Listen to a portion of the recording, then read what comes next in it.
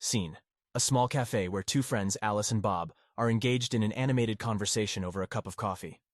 Alice: You know, Bob, I've been reading about this fascinating concept called Heisenberg's uncertainty principle. It's a mind-boggling idea.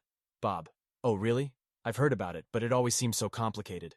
Can you break it down for me? Alice: Sure thing. Imagine you have a tiny particle, like an electron. Now, Heisenberg's uncertainty principle tells us that we can never know both its exact position and momentum with absolute precision at the same time. Bob: Wait, what? How is that possible?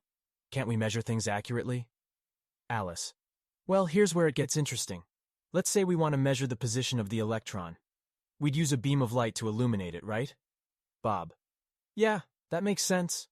Alice: But the problem is, when the light beam hits the electron, it transfers some energy and disturbs its momentum. So we can determine the electron's position, but the act of measuring it alters its momentum. It's like trying to catch a fast-moving object with a baseball mitt.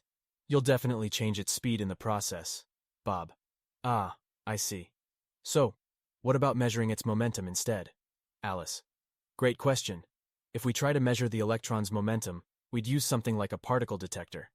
But here's the catch. The very act of detecting the electron alters its position. It's like trying to pinpoint the exact location of a firefly by shining a flashlight on it. The light affects its position, making it impossible to know its momentum precisely. Bob: Wow, that's mind-bending. So we can never know both the position and momentum of a particle exactly? Alice: Exactly. It's not a limitation of our measurement tools. It's a fundamental principle of nature. The more accurately we try to measure one property, the less precisely we can know the other. It's like trying to juggle two balls.